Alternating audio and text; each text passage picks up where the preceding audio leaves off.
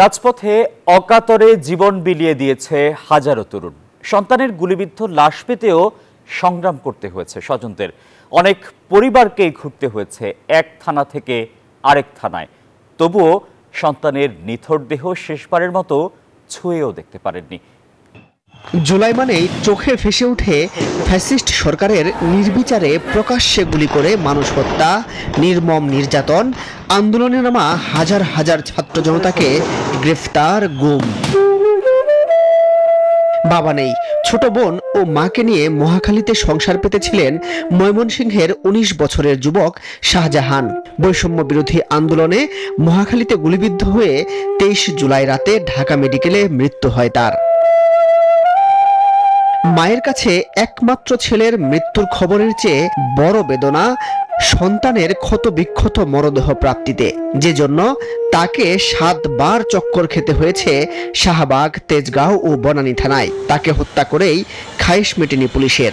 আন্দোলনে যাওয়ার অপরাধে বনানী থানায় মারধরের শিকার হয় শাহজাহানের পরিবার। মরদেহ পান প্রায় ৪০ ঘন্টা পর।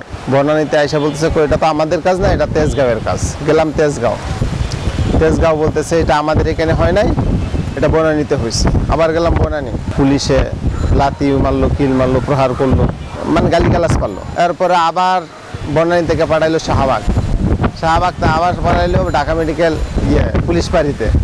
বান্ডেল থাকলে প্রতি সেনমানিতে টাকা বাঁচবে। বিকাশ সেনমানি বান্ডেল কিনে জিতুন প্রতি লেনদেনে।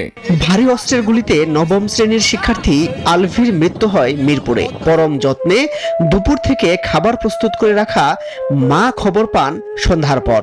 নানা ভোগান্তি শেষে মিরপুরের বাসায় আলভির লাশ আসে রাত ৯টায়। ততক্ষণে বাসার সামনে হাজির ছাত্রলীগ, যুবলীগ ও আওয়ামী লীগের অন্তত ১০০ স্থানীয় নেতা। এখানেই শেষ নয়, লাশ দাফনেও চরম ভোগান্তি।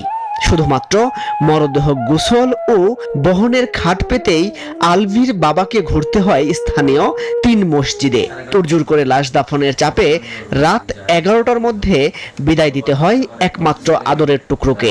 আমাকে বিভিন্নভাবে বলতেছে, আপনার ছেলে কেন আন্দোলনে গেল, আপনি তো এখানে থাকতে পারবেন না।